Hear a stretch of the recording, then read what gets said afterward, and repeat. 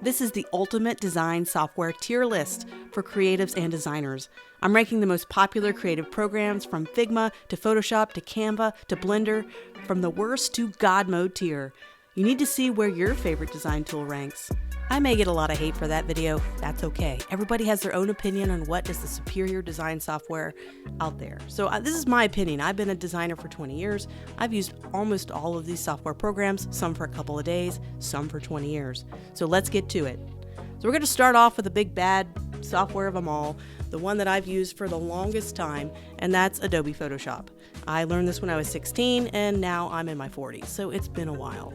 And there's so many new competitors that are coming out that absolutely does a wonderful job compared to Photoshop. But Photoshop still has all of those professional tools, filters, scripts, and options and tools that are just beyond what other people are able to offer right now. So here's the thing. It costs a lot. Yeah, the Adobe subscription, that's where a lot of these competitors are coming up, like Affinity, and offering a free option. So we have to kind of consider price when it comes to ranking. But is it worth the price?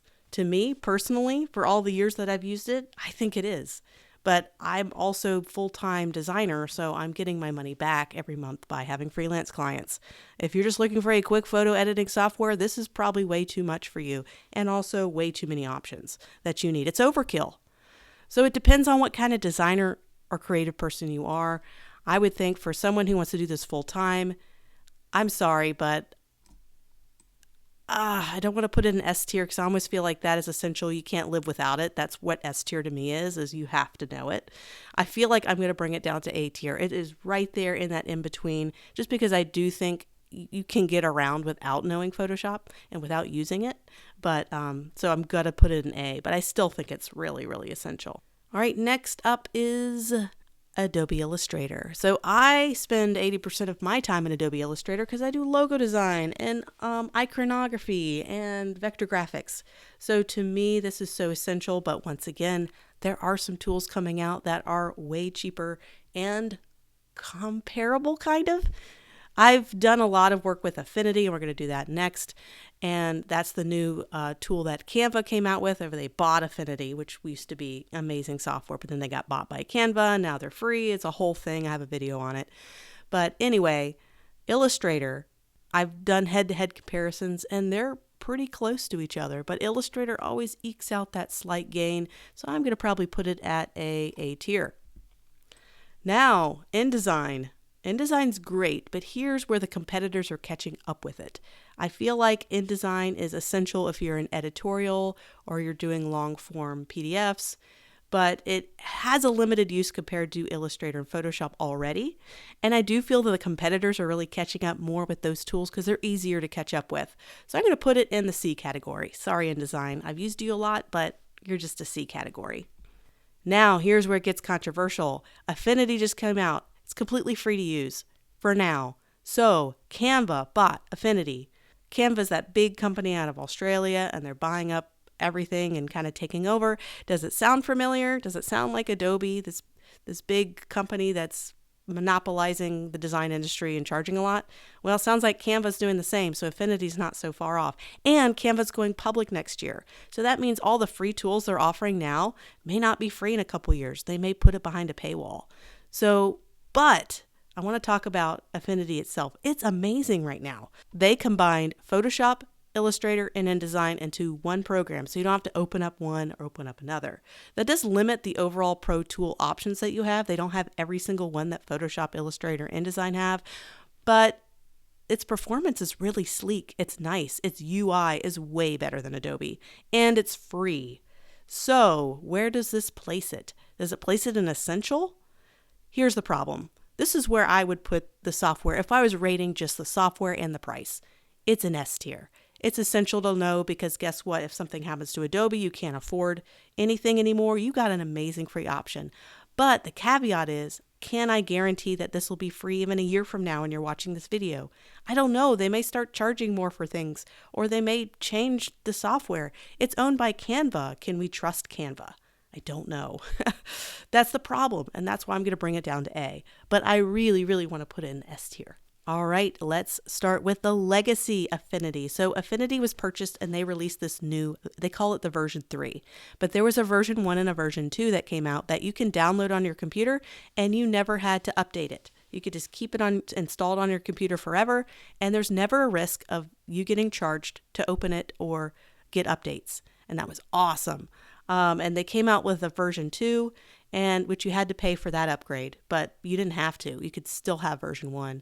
So this is version 1 that I have down here, and I still have it installed. And if Affinity ever goes haywire and Canva decides to charge a bunch of money for it, I always have this legacy version installed that I can always use and no one can touch it.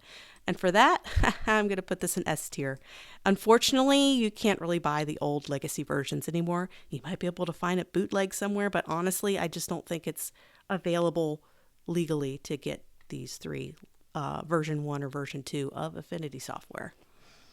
All right, so Canva. So Canva's the big bad company that's gobbling up the design world. And when it first came out, it was pretty novel. Like, people who didn't have to have design knowledge to put out pretty quick layouts. They have templates that you could start with. You could do a poster. And for the everyday person, Canva's okay. I'd give it a C. This is where it would be if I was an everyday person. I used it. They paywall everything. They put everything behind a stupid paywall. So if you want an image that you really want, guess what? They're going to paywall it. Graphics, templates, all that is paywalled. And it's so hard to use as a free user. Is it worth the $20 or whatever to get pro? If you use it every day in your job, maybe. But I just find the templates a little bit too basic, and it doesn't have a pen tool where you can do custom vector shapes. And there's some really essential tools missing. So for a professional designer, I hate to do this. And I'm sure a lot of you might agree, but I'm going to put into the avoid category. You got so many amazing free options. You got Affinity now. There's no point to learn Canva if you are interested in design software. All right, now that comes to Adobe Express. So Canva came out with this easy to use tool. So Adobe said, hey, we're going to come out with a Canva competitor, and they came out with Adobe Express. And I feel like they didn't quite spend as much time with Adobe Express as they did with their legacy design software. So for that reason, I'm also going to put this as an F. It's slightly better than Canva when it comes to just overall creative options, and they don't paywall as much stuff as much. But still, I just don't like these easy to use programs, because when it becomes easy to use, it kind of stifles your creativity. I think I'm going to get a lot of hate for this one.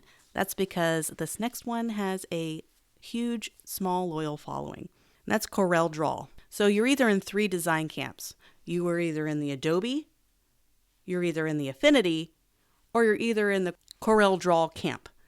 And the thing with Corel Draw is I have the least amount of experience with it, because I just always fell into the Adobe camp, recently the Affinity camp. So it was just always this third extra option. It's almost like there's going to be that third option that just doesn't get any of your attention. And I feel like after using this, I feel like the UI just has not kept up with the other 2 design camp programs. So I hate to say this, and I know there's such a small loyal following, and I feel like a lot of people still use it for pre-press work and print production for some reason. That seems to really be like entrenched in that world. But for me personally, I'm going to put it in the C category.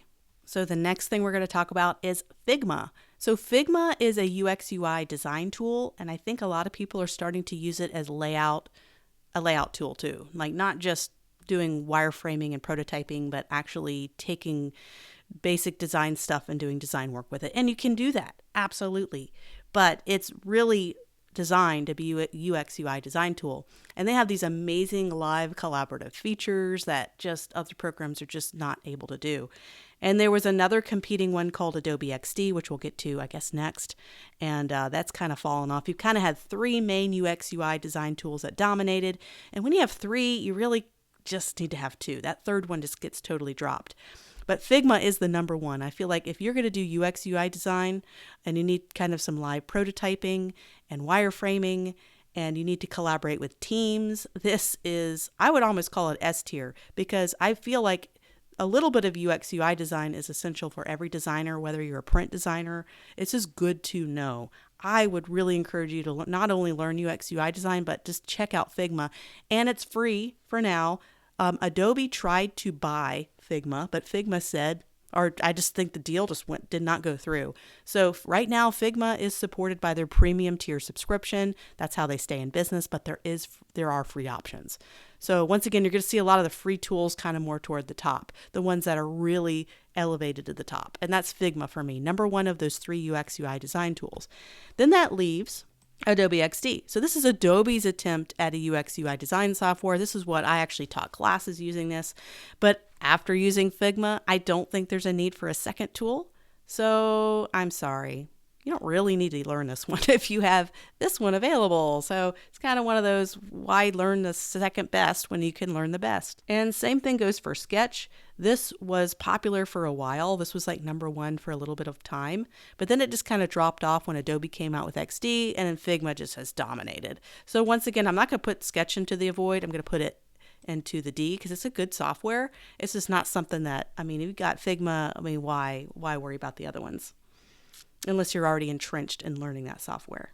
All right, we're going to get to some of the open source alternatives to design software soon, like InkScape and PhotoPea. But right now, let's get to some of the AI design tools. Those are going to start to have to be a part of some of the software we're going to need to learn, whether we hate it or not.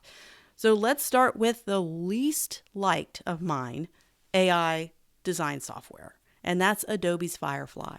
I'm sorry, Adobe. I'm not trying to rip you up at all. I put your stuff in the top A tier here, but this one is my least favorite model. And every time I use the Firefly model, I get terrible, terrible results. It's just a terrible model, mostly because they have a very limited library, and there's a whole complex reason of why their model sucks. But I'm going to have to put this in a void. I hate it. I can never get decent results. And there's some amazing alternative options. Why go to the second best? Or in this case, the worst. Sorry. Let's talk about the best. Nano Banana. Google's Nano Banana Pro came out recently, and it blows every AI tool out of the water. I just did a video comparing real photographs to AI photographs, and many of you couldn't tell the difference between them. That's how good it's getting. And it's getting really good at avoiding artifacts, like AI artifacts where you could tell it's AI. And so you need to learn Google Nano Banana. I'm sorry. But if you're going to pick one AI tool to learn, it's Google's Gemini Nano Banana. The Gemini model is just so superior. And let's talk about, since we're talking about that, let's talk about OpenAI's Chat GPT. So Chat GPT, now where would I put that in the list, and how does it compare to Google Gemini's Nano Banana? If I were to compare the two, I've spent thousands of hours. I have a paid subscription to Chat GPT, and I can tell you I want to switch to Gemini right away. I think I actually might cancel my Chat GPT subscription. And the only reason I'm not is because I have such a big library of chats and it knows me. I've just spent a lot of time with it. So I'm going to put it in the B category. It's not a terrible AI software, but Nano Banana, if you're doing images, which most designers would be, it's all about Nano Banana, and it's all about Google Gemini. But when you're doing like research work and you're trying to research 1,000 medical documents, then I think that's where OpenAI ChatGPT might come out slightly ahead. Depends on what you're doing. But for visual stuff, it's Nano Banana. So MidJourney. So here's the thing about MidJourney. They come up with probably some really amazing visual looking images. And from an artistic perspective, it's the best AI generator, image generator out there. But the problem is there's a lot of legal issues because they really, just seems like they copy some popular artists. And there's legal issues. They're getting sued left and right. And those issues remain for the other AI models, but there's something about this which makes it more of a artist copy machine for some reason. And so just avoid MidJourney. They may not exist in a couple years with as many lawsuits that are happening. We're going to have to see on that one. So I would just be safe from a legal perspective and avoid it. That's not legal advice. This is what I personally am going to do. Let's just talk about the best right away. Blender. So I'm going to just pop Blender in S tier. First of all, it's free. The only downside is it's got huge learning curve. If you thought learning Photoshop for the first time was mind-blowing, just watch a Blender tutorial, and it's so complicated. So many things. There's a timeline, there's 3D modeling. It all comes together in this complicated mess. But if you're interested in learning any kind of 3D work and on top of that 3D animation work, then Blender is just number one. There's no reason to pick any other tool right now. And so that's when we talk about Cinema 4D. It is definitely the pro tool. If you're going to work for an animation house, you're probably going to use Cinema 4D, but it is expensive, like $1,000+. So, I mean, it's only if you're going to do it for a living and you're going to specialize in 3D animation. It's a good software. It's just expensive. And I have Adobe After Effects, and it's kind of meant to be paired with Premiere Pro. Adobe After Effects really just does the effects, and then you integrate that with Premiere Pro. It's good. It's a solid tool. It's going to give it a B. And now let's talk about some of the open source, totally always been free, alternative design software to the Adobe products. So let's talk about PhotoPea. So PhotoPea is completely browser based. You can go on there and it's almost like a Photoshop copy, although it doesn't have all of those deeper pro tools. But if you just need a quick Photoshop job and maybe you're on a library computer or not your own computer and you need a quick Photoshop, it's awesome. PhotoPea. Just go on there. You can edit photos really quickly. You don't have to get on Canva or anything like that. You could just do it. It's completely free and open source. Only problem is it requires online access. And it's not good enough to kind of be your main Photoshop tool. There's already Affinity, there's Photoshop, there's a lot of really good tools for that. It's really good in a pinch, and I'm going to give it B tier. So InkScape, if you want to have a vector design software and you cannot afford Adobe Illustrator for that, InkScape is a great option. The only problem now in the last couple months is Affinity just came out, and I'm thinking that Affinity is already free. If it remains free, that's just going to be a more superior tool. And InkScape was the option I referred people to for a free option before Affinity came out. It's free. But now it would have normally probably been A tier for those looking for a free vector software, but it's becoming clunkier and outdated as all these other bigger players are coming out with sleeker, better options. So I'm going to give it I'd hate to give it a D, but I'm going to give it a C. Same thing with GIMP. It's another Photoshop kind of replacer, and it's what I recommended to students who could not afford the Adobe suite. But now that Affinity's out, I'm going to probably put it in the C category. It's good in a pinch, in a bind, if you just want to have it installed on your computer, but there's so many great, better options out there right now. So let's talk about some of the drawing software. So let's talk about Procreate. Procreate is what I personally have the most experience with, and I have an iPad with a pencil that I draw with, and I just think it's a great that they've continually updated. I'm going to give it A tier. So let's talk about Krita. Krita is a Procreate free open source option. So if you don't want to buy Procreate, which Procreate isn't too much money, I think it's like a one-time cost. But if you want a totally free option, you have Krita. So it's right here. Let's see. I'm going to put Krita at an A. Well, no, I mean, it's not quite the same level as Procreate. It's just unfair if everything's free is up top. I think I'm going to put it as a B. This is really a tough one, though. It's a great open source free alternative to Procreate. And then, of course, Adobe has an alternative to every software. So this Adobe Fresco is their kind of answer to Procreate, and it's good, but I've never been the biggest fan of it. So I'm going to put it as a C. I mean, it's not terrible. It's a great alternative to Procreate, but I kind of like Procreate's animation options a little bit better, and they're kind of the original player to the space. And Adobe Lightroom, this is basically Photoshop Lite. So if you're a photographer, this is probably what you're going to use over Photoshop, is this Photoshop Lite, where you're not inundated with tools that you're not going to need, and it's a lot cheaper, and you can get an individual subscription for it. It's always been pretty great for photographers, so I'm going to give it an A status. Okay, so that's it. So I feel like I've been extremely generous, and I haven't put a whole lot into the avoid category. If you're a Canvas fan, I'm sorry. If you're an Adobe fan, I probably ripped every software, but some companies do better with certain kinds of software than others, and it's okay to admit that. Adobe's better with photos and vector, and Affinity is better with fusing all that together, and Canva's better at templates and, just things that pro designers aren't using. So it's interesting to see kind of where everything fell. What do you think? Where would you rank everything? Would you put Adobe lower? Would you put Affinity higher? Would it be kind of a mixed bag, kind of like what I kind of settled with? Where would you rank everything? I'd be curious to know. Please put in the comments your rankings. Where would you put Affinity compared with Adobe, compared with Canva? And then if you want to do other tools, you can. I'm interested to see your responses. I know a lot of this is personal, based on personal experience. This isn't some final, okay, this gets a D and that's a D forever. It may be an A software to you. It all depends on usefulness. How useful is a software to you? If you know it, if you feel comfortable with it, it may not be the superior tool, but you're comfortable with it and you're doing great work with it, then stick with it. I hope you enjoyed these recommendations and tier ratings, and I hope to do more of this soon. Bye, everyone.